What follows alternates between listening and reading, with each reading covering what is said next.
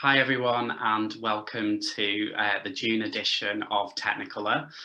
My name's Peter and I'm the Prevention and Testing Team Manager at Positive East, and I'll be hosting tonight's edition of Technicolor. For those of you who don't know, who might have not tuned in before, Technicolor is our monthly LGBT+ film night that started in Redbridge Central Library in 2019. And as you can imagine, with COVID, we've had to adapt and bring Technicolor online. It gives us a space to explore different topics that have affected our community. And if you want to have a look back at some of the different discussions and films we've been speaking about in the past, you're welcome to check them out on our Facebook page and our YouTube channel.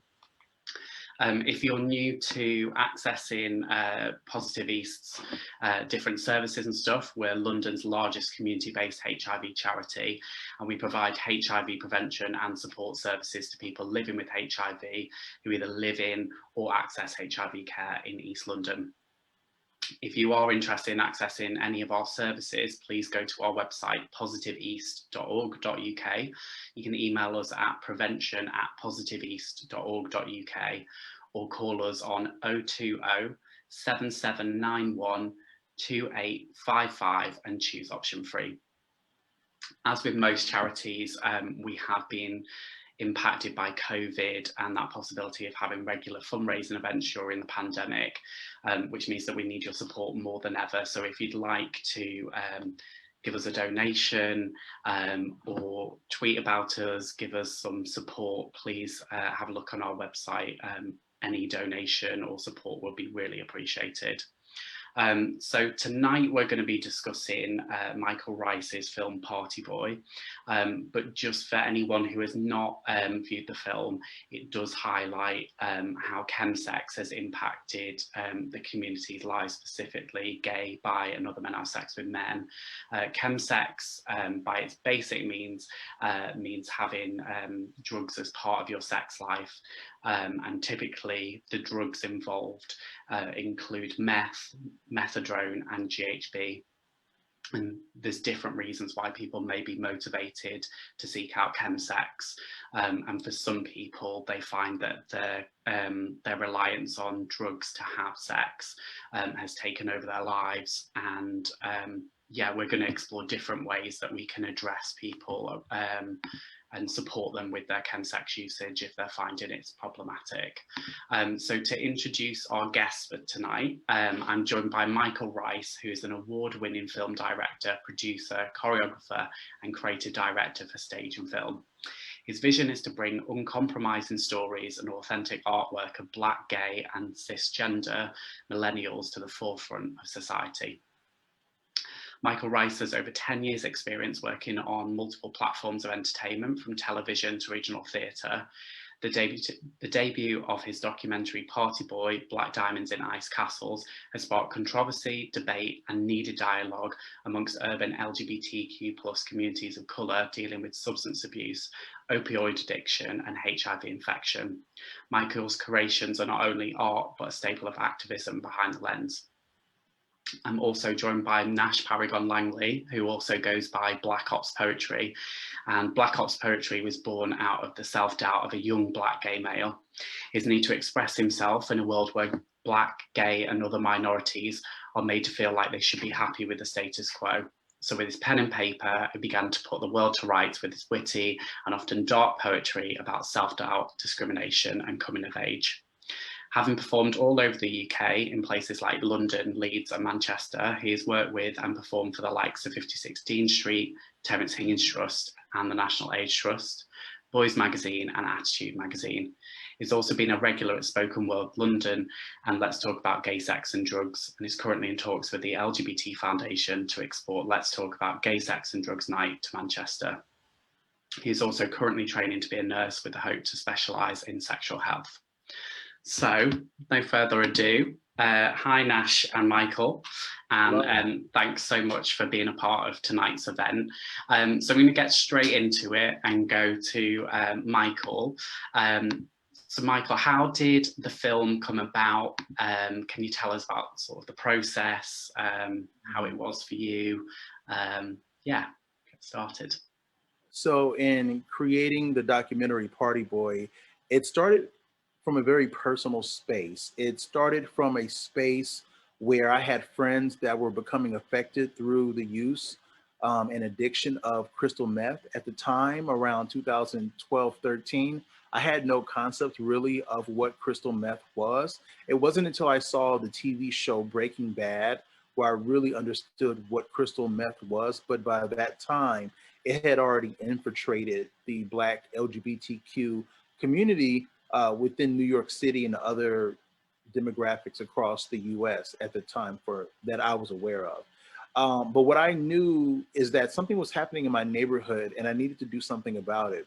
And so, working as a creative director, as an artist, Nash, as you know, you want to speak about what's happening in your community. And the best way to do that, I may not be the best advocate or the best activist, but what I am is an artist, and I can use my art as a tool of advocacy and activism. And so I saw a quote by Nina Simone, and Nina Simone stated that it is the artist's duty to speak of the times, to speak of what's happening right now, and to bring that out into the world. And if you don't do it, nobody else will. So I felt that it was my time to bring out this epidemic that was happening within my community to the forefront of society, whether it's through social media or through the art of filmmaking. And that's where ParTy Boi started right there. It started from the need of seeing my friends, and it started from me taking a stand as an artist and saying, I want to direct a film to speak about crystal meth addiction within Black, gay, queer demographics. Thank you. I think also to like that's such a really good point about I think sometimes people get worried about like how do I respond to this, like how do I get involved, and I think often we can have that self-doubt of I'm not good enough to be a part of this, I can't be part of the solution because I'm not skilled enough. And actually we all bring different facets to that. There are some people that are very vocal and upfront, and there are other people behind the scenes that have those technical skills, that coordination, the contacts, the black book, that it all comes together. And I think if you want to be involved, if you see an issue that you want to see change in, that you have that you hopefully have that support within your community to come forward. In terms of like how the film evolved, because obviously like this is still, unfortunately, as much as kind of we've spoken about and known about chemsex for about 10 years now, what were kind of like the restrictions when you were bringing about the film, kind of like when you were looking for participants, some of the topics that were coming up, were there particular barriers, were there sort of restrictions that were in place, were there hesitancies, because it's considered quite an underground and private thing? Well, one of the things I wanted to make sure was not to over sensationalize people's stories and to take advantage and use them as tools for some sensationalized version of getting hits, likes, and other things that you can get from social media. My main point was because it affected people that I love. It affected not only a family member of mine, but it also affected friends of mine. It affected people that were, a lot of people will say, working every day as a teacher or working in corporate, um, working in corporate aspects of business. And it affected everyone. It's not something that was used for someone who is socially and economically in places that we would see as downtrodden. It is a vast, it can happen to anyone. And so in that aspect, I wanted to make sure I have integrity, and I have integrity, period.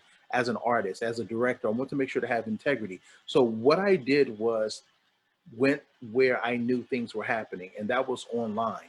So for me, I was doing a large amount of research on something on a site called BGC, which stands for Black Gay Chat, as well as Grinder, Scruff, um, Plenty of Fish, and Tinder, I believe. I think there was a couple other. I just can't think of the name of the website right now. Oh, Adam for Adam. I think I mentioned Adam for Adam.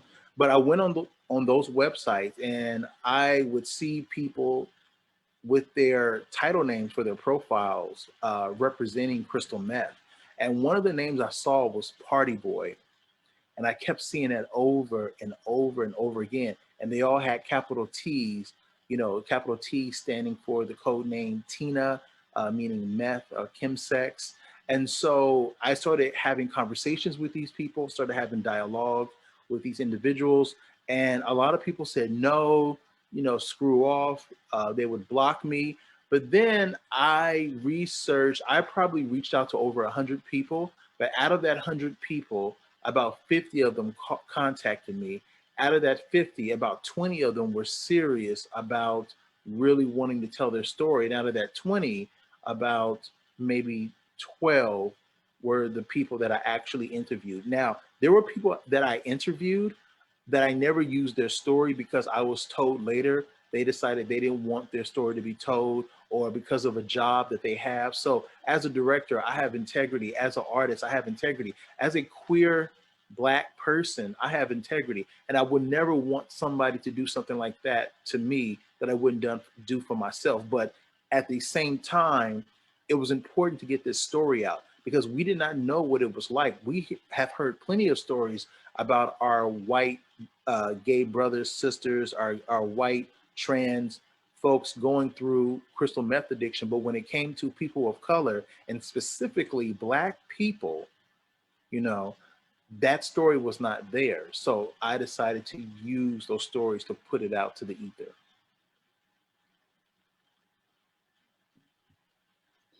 And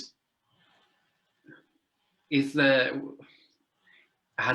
what's kind of like been the response from the community since it has been out there?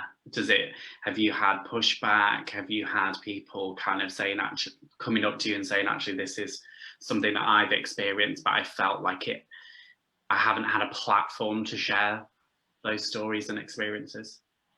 Overwhelmingly, majority of the feedback has all been positive. It's been, we needed this. You're lifting back the veil. You're uncovering the rug and letting the dirt be shown. You're exposing these things that some people don't want to be exposed, especially when you're dealing with people that are in power, that may be also engaging in this. And that's another conversation to have when we're dealing with uh, aspects of chemsex and how do we help our community, but also too people taking personal responsibility that if they are in places of power, heading health institution, rehab institutions, but that they're also using and also introducing. This has happened not only here in the States, but I'm sure it's happened in different parts where that has taken place. But it's also to call out responsibility. So lastly, it's just been overwhelmingly positive. There has been some kickback. One of the biggest kickbacks I feel in the past 3.5 years that I've been on this journey with ParTy Boi is that people of power within the Black community that could bring this to another level to help our brothers, sisters, and our non-binary individuals that are going through crystal meth addiction. Some people are not bringing this to the forefront because they feel that this is adding a tarnish or a mark on the Black LGBTQ community, and that they don't. This is something that they don't want to be seen. But to be honest with you, it needs to be seen because what's happening is that we're getting higher elevations of HIV infection because people who are using chemsex are not cognitive or aware or steadily taking their retroviral medication, as well as seeking medical attention and medical help. So therefore, you're getting a rise on the addiction of chemsex, but at the same time, too, you're getting an elevation on HIV infection as well, and the lack of wanting to use PrEP or PEP. I think that's a really good point about sort of shame and stigma, and we can perpetuate it within our own circles. I think definitely within kind of the gay community, this thing of kind of like a good gay or a bad gay. And does someone bring shame to our community because of an action they've taken or their lifestyle? And I think that's such a shame. It's something that divides us rather than bringing us united together. And ultimately, if we continue that, then we're not going to uplift one another. We're not going to break that cycle for people. We're not going to kind of have that humility and say, actually, this is something that is affecting our community. And likewise, I think that's such a real shame that when you have like an intersectional identity, that you have those multiple pressures to represent your community. I remember this activity that was kind of a conference I went to, and it was something like, what were you told like when you were 11 years old it means to be a man, and what were you told at 11 years old it meant to be a gay man? And there was such juxtapositions within that it's kind of actually it's complicated to work through what people tell you you should be and the best that you can be. And sometimes we struggle, sometimes we might feel like we're regressing, but if we further have that shame, how are we ever going to kind of uplift one another and pull one another out of that space? I think you've touched on this already, Michael, and I want to sort of hear Nash's experience or take on it. We've sort of said about that power imbalance, and I think a lot of it is racialized. A big thing that I took away from the film was about white men in power taking advantage of Black younger men. Some of it around, I think, fetishization. I think some of it is of opportunism, and with that power of often using drugs as currency. If someone has a dependency on that drug, it's kind of like you will do X, Y, and Z in order to acquire these drugs. And this is like a really big question that I just don't think can be addressed easily. But as like a white person, how can our community support gay and bi men of colour, particularly when a lot of those issues are ingrained systemically, when a lot of it is embedded with racism? Personally, open the spaces up, make queer men of colour, queer trans men feel welcome in those spaces, especially places like Soho and things like that. Because when we talk about sort of HIV prevention, a lot of these campaigns and things are kind of based within those spaces. So if you don't invite and don't welcome those marginalized groups within the marginalized groups, they will never be able to seek out, you know, or never get these sort of, or never engage with the campaigns that are actually currently out there. But this goes down to kind of everyone. You know, don't demonize femme men. Don't, you know, I don't like, I mean, there's nothing wrong with being, and I put this in inverted commas, so I don't like this term that much. There's nothing wrong with being a masculine man, but there's something wrong with toxic masculinity. In regards to sort of, yeah, I mean, yeah, I think the only thing is to make people feel welcome in these spaces. I mean, that's kind of where we need to start. Because there are whole swathes of Black and Asian men that don't frequent these spaces, that also don't use things like Grindr. And until, I mean, I've been looking at this for sort of my dissertation at the moment, and sort of saying like, you know, okay, fine, so what do we do? Do we put like sort of like vending machines in straight pubs and things like that, where some of these men may frequent, or do we start putting queer campaigns in straight pubs for people that may not necessarily frequent these other places? I think, yeah, no, for now I'm gonna stick with that and just let my head mill around it a little bit. But yeah, I feel like one of the things too that people have to really understand is really having an understand of history. You know, a lot of times when you're looking at people of color, no matter where we go, especially if you're in places like the United States, or even within places like Europe, where we see a lot of colonialism and things of this nature has happened, have an understanding of history, period. Have an understanding of American history, have an understanding of European history and how colonialism had an effect on people of color, specifically African people, Black people, and things of this nature. I mean, I even know it even has an aspect of dealing with individuals in Eastern Europe, where people from some of those countries too can be put in those marginalized domains as well. But specifically, when we're talking about white men, you have to look at the power dynamic of the world. You have to look at the power dynamic of where colonialism has come from and where it's at now. And I think just having the mindset of history, having the mindset of let me think about this before I create an action, I think those are tools that we can start with. So number one, I'm really for instance, I'm really proud of our millennials and Gen Z white brothers and sisters, because they have taken a stand. They say, I'm not going to be my parents or my grandparents or my great grandparents mindset. I'm going to take this to a new level. I'm going to engage in Black Lives Matter. I'm going to be more conscious. And I really believe the Gen Z population are really focused on expressing more femininity. And it's not so posh to be DL, down low, or to be overly masculine, because this generation that are now becoming adults between 21, or I would say 18 to 24, are taking a stand, and they're not tolerating what was tolerated 10 years ago. And it's definitely changing. Not only can you see it through social media, but you can see it through the music, you can see it through music videos. So I think if you're a gay white man and you're Gen Z or you're millennial and you know the shit that kind of taken place in the past, you know, decades and decades, make a conscious effort. If you are into Black men, there's not a problem with you favoring or liking Black men. If you're into Asian men, there's not a problem with you liking Asian men, but like those Asian and those Black men and those Indian men and whatever for who they are, not because of how large their sexual organs are, or not because their race is cool at the time. Like them for who they are, you know, and that's where you can start with.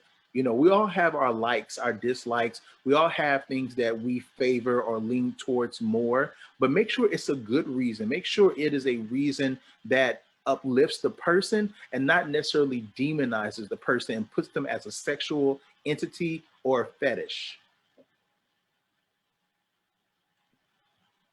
I think that's just a really good point of centering people as people. And it's also going back to that point of when you hear that someone's kind of engaging in chemsex and stuff, is you look at the person, you don't look at kind of like the scenario that they're in. And being able to have a conversation and like that active listening and finding out what's going on for them and how you can support them, and centering that individual rather than kind of like this grouping together. Because I think it goes back to what you were saying, that I feel like chemsex has booked the trend in a way, because often people have demonized people that use drugs of this assumption about their social status and othering them. And now it's kind of like it's disrupted things. Hang on, kind of people that are in high power and have money seek out sex and drugs, and now what do we do about this? And hopefully it's getting people to also reevaluate how they talk to people who seek out different types of sex and seek out sex on drugs. And I think going back to your point as well, Nash, it's that listening exercise and centering people in the design of services or campaigns and representation. It's not about tokenism. It's about actually this person is part of this campaign because their story deserves to be heard. And I think that I didn't intend to kind of segue this, but I think then that kind of raises the point about where did Let's Talk About Gay Sex and Drugs come from and your involvement within that, Nash.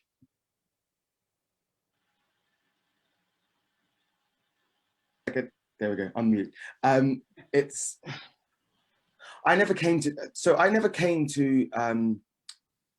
never started writing with the intention to do anything. Effectively what it was is I was struggling and I needed an outlet. And I think it's a book by James Baldwin, actually, Giovanni's Room.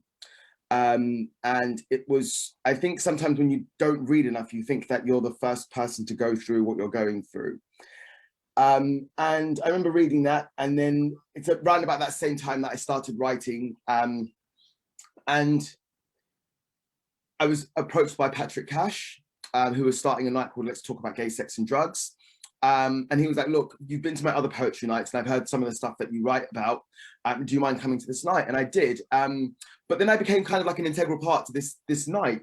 But I think also it's because I was one of the few kind of Black guys that was there openly talking about my experiences around chemsex. I was recently approached by a young man actually on Instagram who is straight, but had kind of got involved with the chemsex party and was kind of a little bit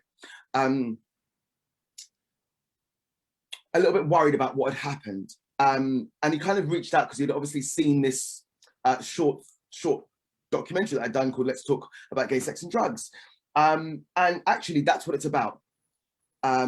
It's about that representation, and it's about saying to people, the only reason I still do this is because it's to say to people like, look, you're not alone and you're not the only person experiencing this. And I think because when you feel like you're the only one, you tend not to speak up. You tend to hide behind things and behind people. So it's just kind of giving people that space to open up, because you can't deal with anything that you don't address. And that's kind of where like Let's Talk About Gay Sex and Drugs came from. It was kind of giving people that space to not necessarily talk to clinicians, but talk to peers.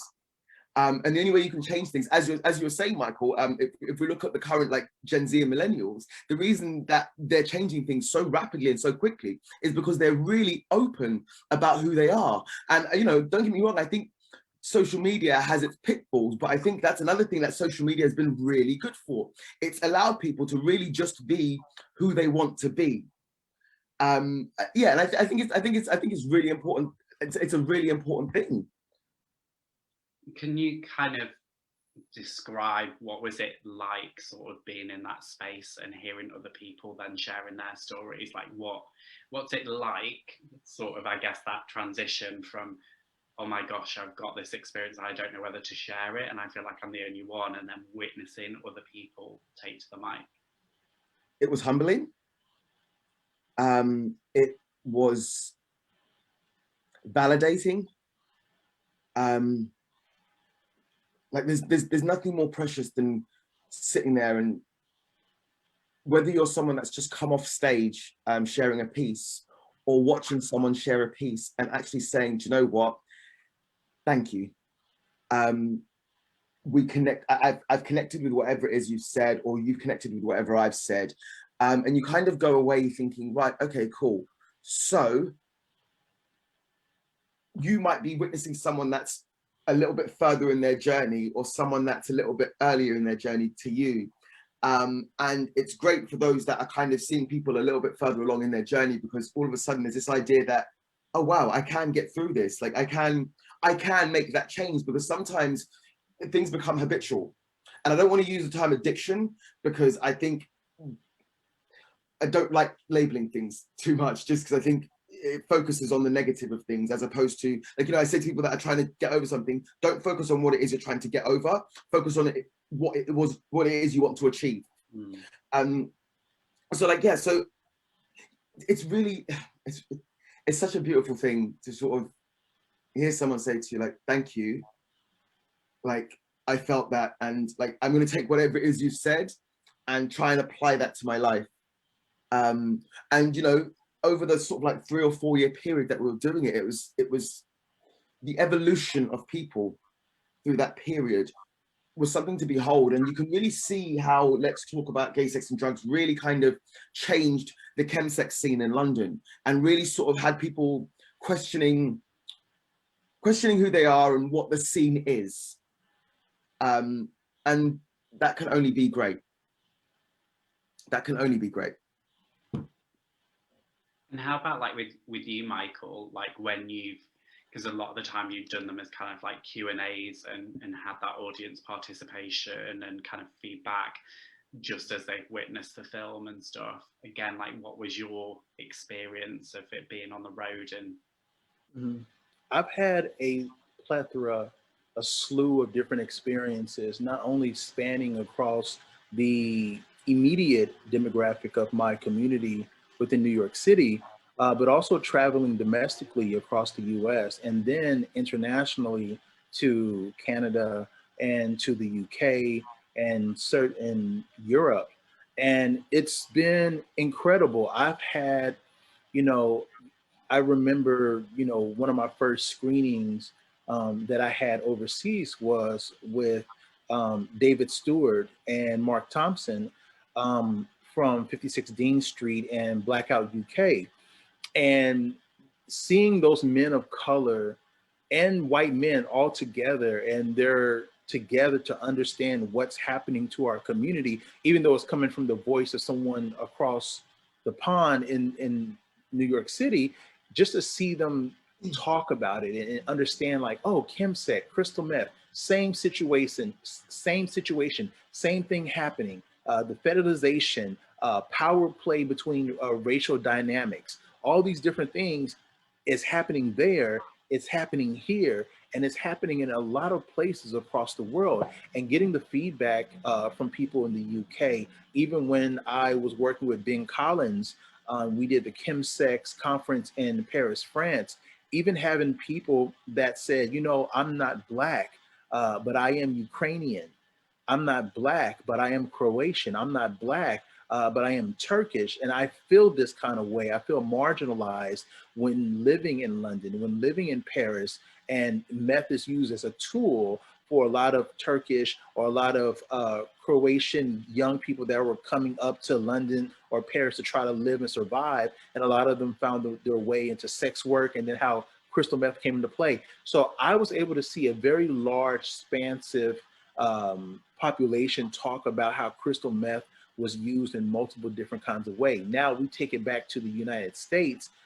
I was dealing in doing screenings of party boys in small towns in a state called Mississippi, which is a very kind of rural state in the deep South in the United States. A lot of racial divide is within Mississippi, but you also had a lot of young Black people who came to the screening, some even crying because they said they didn't know what to do. And seeing this film gave them an outlet for hope, and it gave them an understanding of who they were as a queer Black person and kind of like the history that they've seen in it. And so I just feel astounded that ParTy Boi has not only been able to go across the pond into Europe, into places like Slovenia, into places like Paris and Manchester, with Peter having our screening in Manchester, and I'm able, for the first time, able to meet Nash.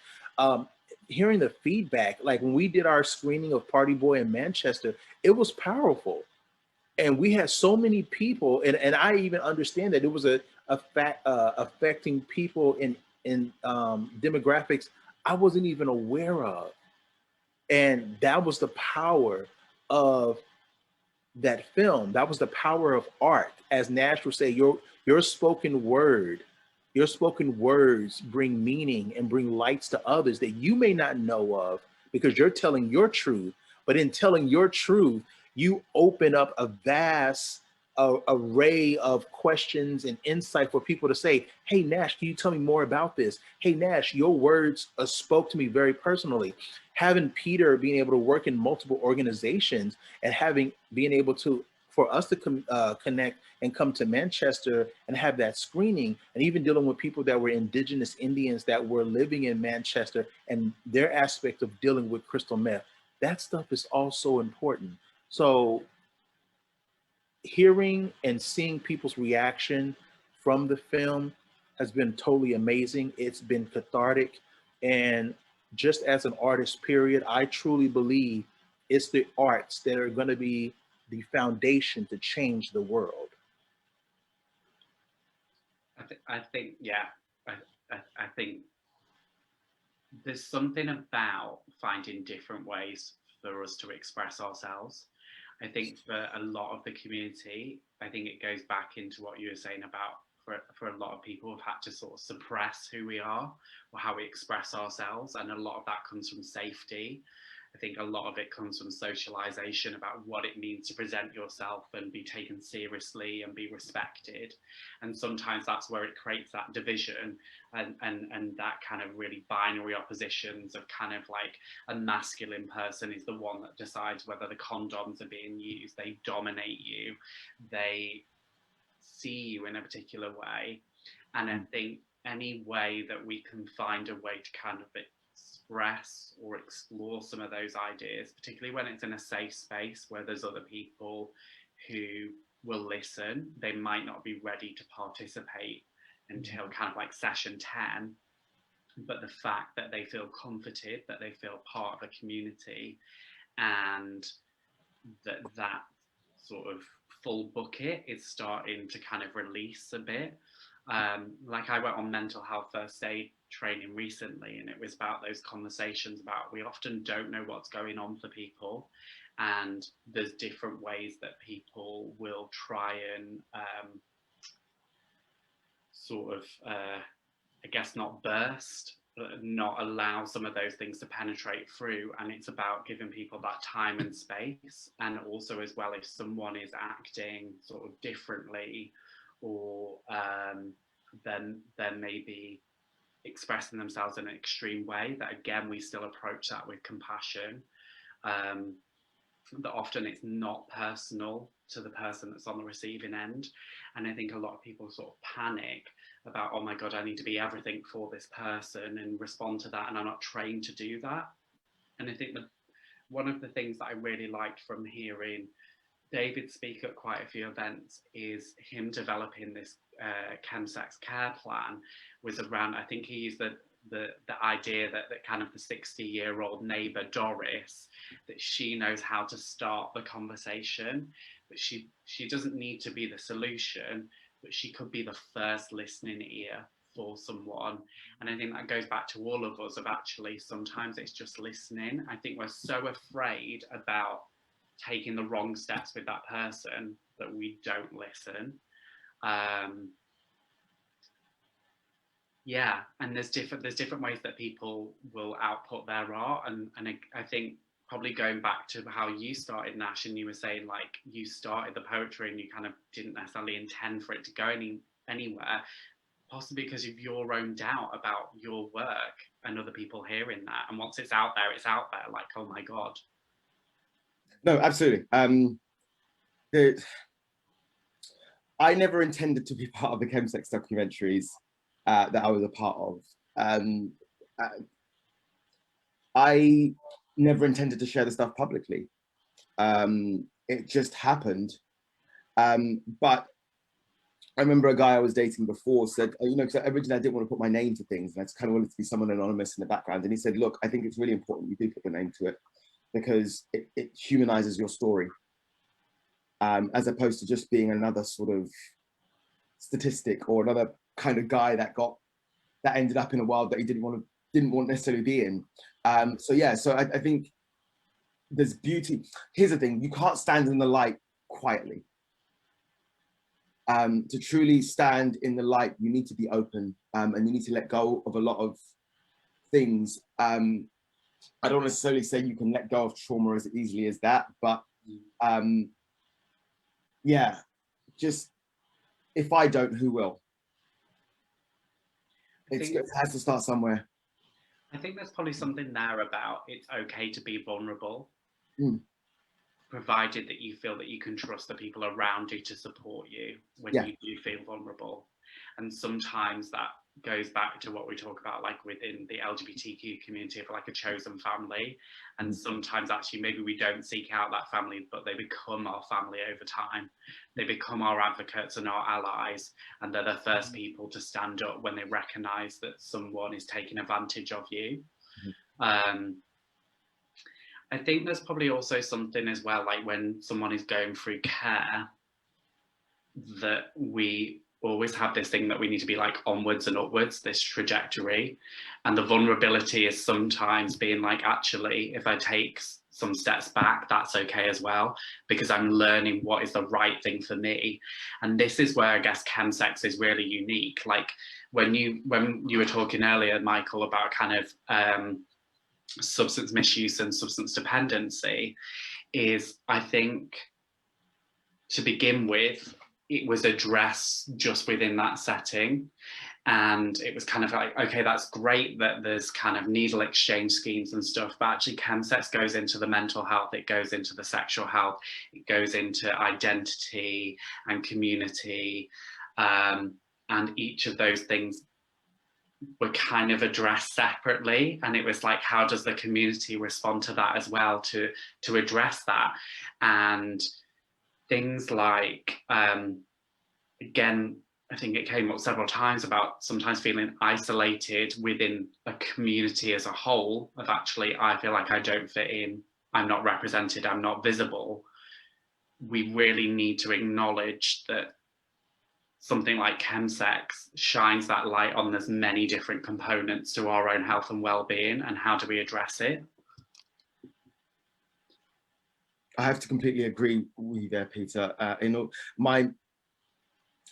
With the research that I'm doing, the really big thing that's come up for me is that we kind of separate sexual health and mental health. And you can't deal with one without dealing with the other.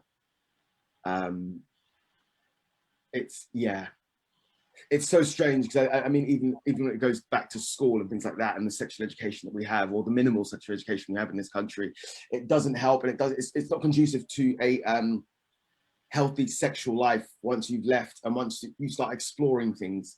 And no, literally, just to say that I completely agree with you on this point. Yeah, I think it's like going back, it's like, how do we as community members advocate for, like you're saying, healthy relationships and a quality sex education that gives you the control and the confidence to say, actually, no, I don't like that, I'm not into this, how do I lead around this? And I think that's a lot of the work that we're now doing in the community around sexual health, is kind of like, don't just focus on young people when it comes to a sexual education. We've got this whole backlog that we need to kind of pick up and start from the beginning. And sometimes people might think, oh my God, like, why is that really basic, talking about condoms and lube again? Like, I never even got told at an all boys school how to put a condom on. Like, what is happening that we're not kind of going right back to those basics of thinking about, I feel confident about this, often kind of like on testing clinics, when you talk to people about, so do you know about your HIV prevention options? Michael, you mentioned about like PrEP and PEP. We've got you because you've got condoms and lube. Often people don't know about all of their options, or if they've heard of it, they're kind of like, how do I integrate that into the conversation of saying, actually, this is my prevention tool of choice, what's yours? And how does that fit together? Often I hear about, like, when people are kind of like, yeah, I want to explore condoms, but I feel like it's going to kind of like break the mood. And again, you're talking to people about, like, how do you make it as part of foreplay? How do you make it fun, exploring different textures and shapes and flavors? And yeah, it's totally about, I think, kind of coined the term sexual well-being's been coined. And I think going back to kind of what you say about spoken word, I think some of that is about how do we express how sex makes us feel. So kind of like the butterflies, the sort of sensual touch, the different zones, and the way that we want people to navigate our bodies. That's a real, I don't know, we just very rarely hear it unless it's in certain spaces. I believe there's a colleague of mine that's on ParTy Boi. He's also on my new documentary called Transpose. And Transpose is about the intersectional lives of Black queer people fighting for equality within their own community and outside their community. And that colleague is Dr. Cleo Manago. And he is not too keen of using the word queer, but he is keen in using the word SGL, same gender loving individuals, you know. And one of the things he really spoke about in my new film that I just want to kind of bring it to the forefront is that really trying to create an initiative of self-love and self-affirmation first before coming out. Because if you don't have the skill set and the tools to deal with the coming out, then you have a person who's left with some possible traumatic experiences, or either experiences that are seen to be very good. You know, either your parents or your friends could really accept you, or it could be the total opposite of it.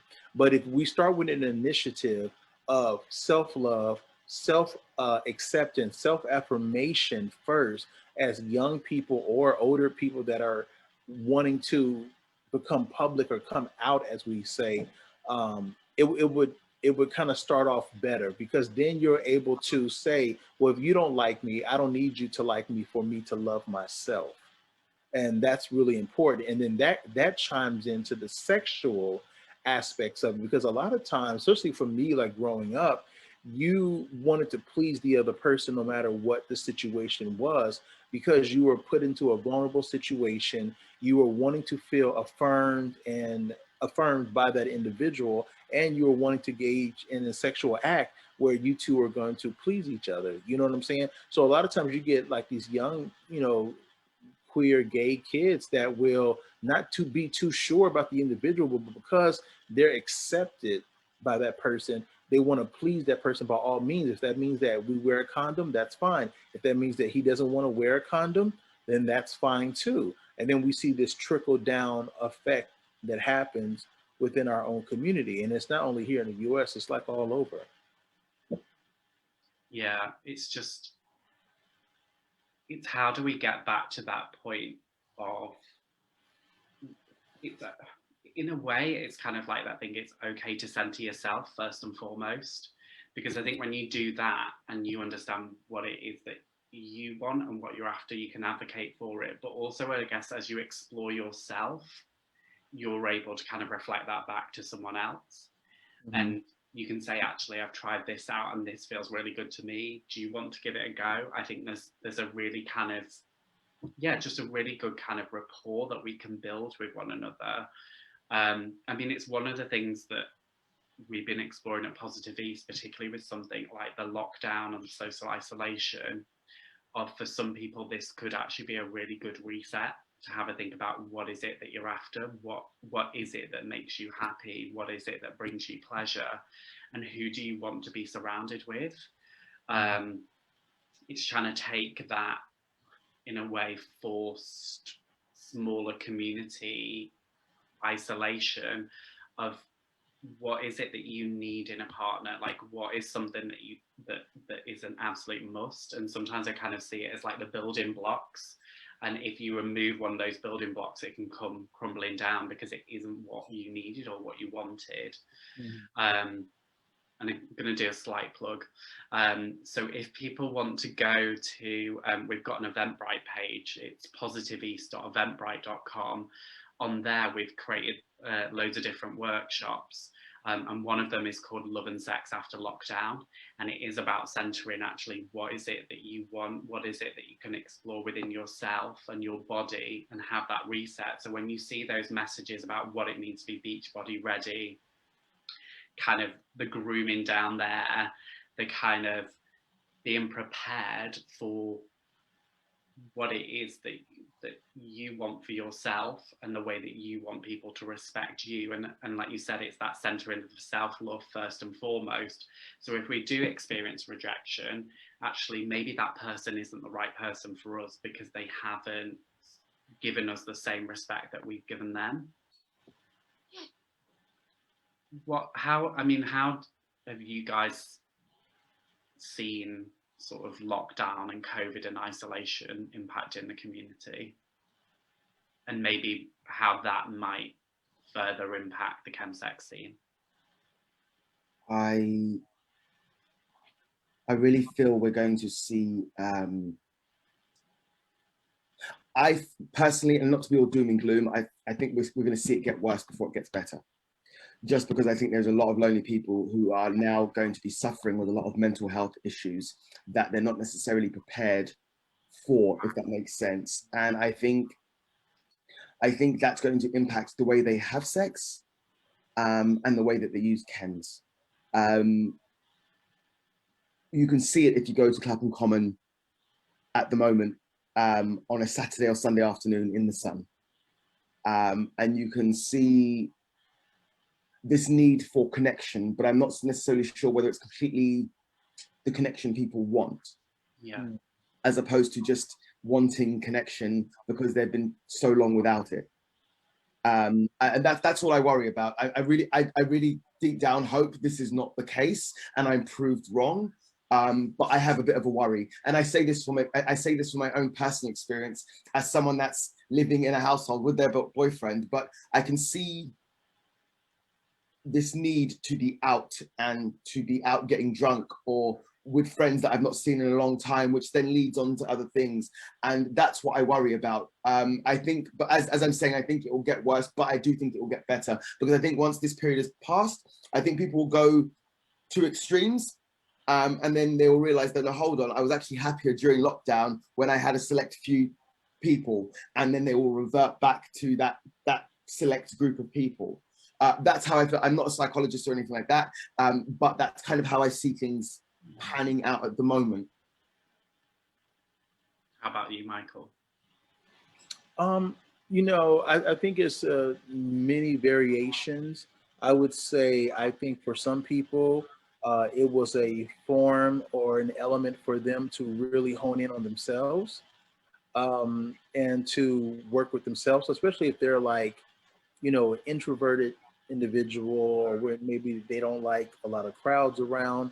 But I also feel like for some people, it exacerbated the situation of isolation and loneliness, because one of the things that I realized in the past like 3 to 4 years working with the screening of ParTy Boi and working with different rehab centers and health centers and things of this nature is that a lot of people who are participating in the usage of crystal meth have a space where they already feel abandoned, or they feel alone, or they feel that maybe people don't understand them.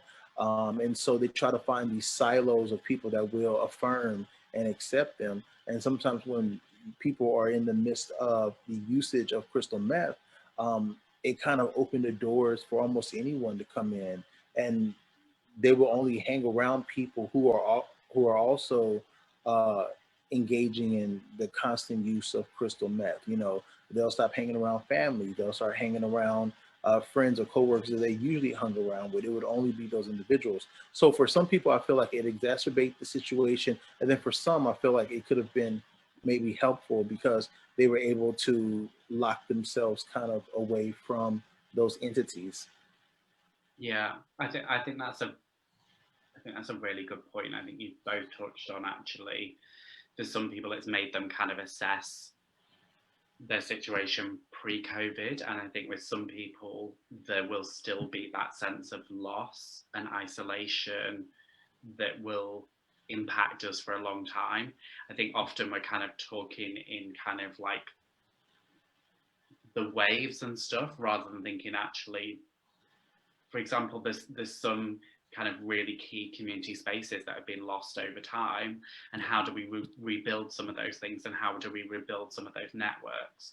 I think also as well, sort of my fear has been people seeking out, say, chemsex for that intimacy and connection during lockdown, and any additional shame that they might feel as a result of that taking place during that period. And to say, actually, there's a lot of really great organisations, and I'm very biased, but including Positive East, that you can have that conversation, and it's not going to be about judgment about the decisions or actions that you've taken during COVID. This is a pandemic, and we've responded and tried to seek out ways to feel comfortable and to feel affirmed and feel a sense of community. And for some people, it might be that they've had the luxury to bunker down with their partners or their family, but for a lot of people, we know that they don't have those spaces, and actually normally they would have sought it out in community spaces that they haven't been able to access. And it's okay if you did seek out something like chemsex and those parties, and there's become a dependency, there's been a sense of shame or stigma or fear of talking to other people about that, to know that there are some really good organisations that can support you with that. And as much as Positive East is based in East London, wherever you are tuning in, and if you need any of that support, please get in contact with us and we'll try and link you up with a service that we know is really affirmative and really supportive of your needs. I think kind of, I guess, bringing us a bit to a close, is there any kind of your time of navigating different spaces? And we've already touched on some really great initiatives of kind of peer-led services and spaces. Have there been particular ones that you've seen work really well in practice that you kind of recommend?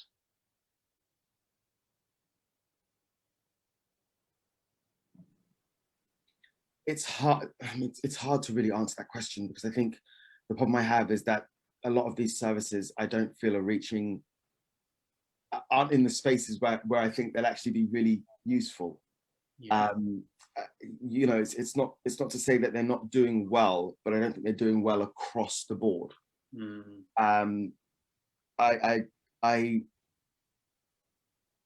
I think until we're able to reach those, as you're talking about, Michael, those guys that identify as down low or DL, and other guys that sleep, other men who sleep with men that don't identify as bi or gay. Yeah. Until we can really, what's the word I'm looking for? Impact those people, then I think actually, yeah, there just needs to be kind of a change. And it's not to say the services are bad. I don't want that to be the takeaway. It's just, I think actually we really need to think about how we approach this other section that hasn't, because I mean, we've done really well with black men that frequent queer spaces. We've done really well with white gay men. I mean, places like 5016 Street, Beryl Street, Positive East, Blackout UK, NAS. These guys are doing really good work. But there is a whole subsection of society that's being completely missed. I think, yeah, I think it's going back to what you were saying, which is how does it integrate in people's day-to-day life? Yeah. And I think it's kind of, someone shouldn't need to seek out something or kind of have to enter a space in order to receive that service. Kind of outreach by its very nature is sometimes disrupting the status quo and kind of making some other people feel uncomfortable to make some other people feel comfortable to be able to access that support and service. I'm conscious that Michael needs to leave us very, very shortly. Is there anything that you want to end on, Michael? One of the things I would end on, it was definitely a pleasure being able to speak with you, Peter, and I appreciate you for reaching out, Technicolor and Positive East, as well as with Mr. Langley. It's great seeing you again from our last time being in Manchester and doing our screening. But one of the things I would definitely just leave out with is always have an ear to listen. That's been the biggest thing. I'm not a medical professional. I'm not a psychologist or a psychiatrist, someone who works as a rehab director, but I am an artist. I am a friend to many. I am someone who now works as an advocate for individuals that are dealing with the habitual consumption of crystal meth and other things that are happening within the Black LGBT or just the LGBTQIA community in large. And what the biggest thing that I have learned is just to listen, have an ear, no matter what. It may be late, it may be early, but have an ear for someone just to tell you what's happening. Listening is such a key. As a great end on that one. So just to bring the event to a close from our end as well, is just to say a massive thank you to anyone that's tuned in live today or is watching back on playback. If there is anything that has come up that you want to chat about, whether it's about yourself or people that you know and you want some advice and guidance, whether that's about chemsex or your sexual health, please get in touch with us. Like I said, we're non-judgmental. We are here for you.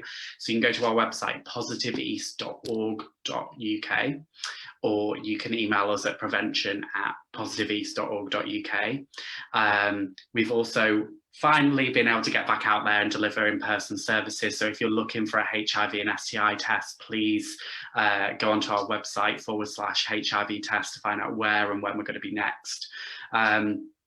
Our next Technicolor is going to be Monday, the 12th of July at 6 p.m, streamed on Facebook Live again. And keep an eye out on our social media channels for our next event announcement. And please, if you've got time, complete our evaluation form that will be put in the chat box, and let us know your thoughts and if there's anything that you would like to see from Technicolor going forward. And lastly, just a massive thank you to Nash, Michael Rice, for your time, your energy, for your activism within the community. It doesn't go unnoticed. And thank you for a great discussion. Thank you. Thanks, everyone. All right.